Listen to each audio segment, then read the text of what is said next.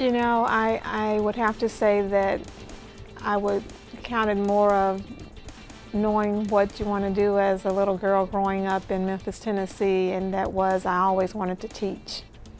And when I moved to St. Louis, I sought out that opportunity to teach, and it started in Pattonville School District as a first grade and a fourth grade teacher. Trying to pursue a higher degree, I continued to pursue education as that degree, and it led me to applying for an assistant principal position here in Ferguson-Florissant at Walnut Grove. And the interview question that I remember the most is, why would you want to leave Pattonville School District and come to Ferguson-Florissant School District? And my response was, what's going on in Pattonville can happen in Ferguson-Florissant. And I really believe that today what happens in the districts that are the Ladus or the Claytons, you know, it can happen right here, and it is happening, and it is exceeding what's going on in other districts. So I'm very happy to be a family member of Ferguson-Florissant School District. So from being an assistant principal in 1999, principal at Lee Hamilton for 6 years, and then coming over to the administration building in federal programs, assistant superintendent of elementary education, and chief learning officer. I count that all joy to be able to work with students on a larger capacity. And I felt that in the classroom, if I can make a difference for my students in first grade and fourth grade, I can make a difference for students in a school and in a district. I am the third child of 8 kids, so I grew up in a household of 10 with my parents, and I thank God that my parents were there for me. My drive was just wanting to do more. My siblings were my students, so I had them, I was teaching them, I had a classroom. So I tried to teach even as a young girl. But when you speak of adversity, it was not being able to know where the money was going to come from, because my father was the only worker in the home. We were on free and reduced lunch. Well, with 8 kids, you know, it was a struggle. Just wanting something different and better. My parents had an 8th grade education, or have an 8th grade education, both of them are living. And I wanted to make sure that I got my education because I knew that that was a dream of theirs and that they couldn't do because they had to work in cotton fields and, you know, couldn't go to school because of circumstances in their home. And my mom is from a family of 14, and my dad is from a family of 8, so large families, and they had to work. So for me to know that hard life that my parents came through, and us having to do the same thing, pretty much being on free and reduced lunch and not knowing if we would have money for field trips or different things going on in our school, no one ever knew it. Because my parents made sure that we were dressed well, fed, and had all the supplies we needed. So that was the inside.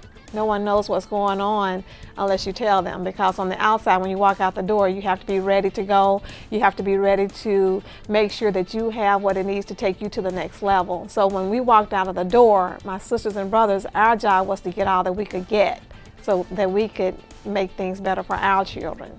And so that was my, I would say, adversity. Being from Memphis, that was another challenge, and I share this because it's Black History Month. I lived through the assassination of Dr. Martin Luther King as a little girl. Growing up in Memphis, I had to hit the floor when that happened because so many people were running through your yard trying to break in your homes, and it was very chaotic and scary to be in Memphis at that time. Our house was very small. And when we heard the news from our parents, who they were watching TV, it was, you know, it seemed like within moments things started happening. You would hear people pulling on your doors or running through your yard and saying, "Get out of the streets! Everyone needs to stay in their homes." And just the impact that it had was just something to live through. So that was just another part of just growing up in Memphis, and it was history.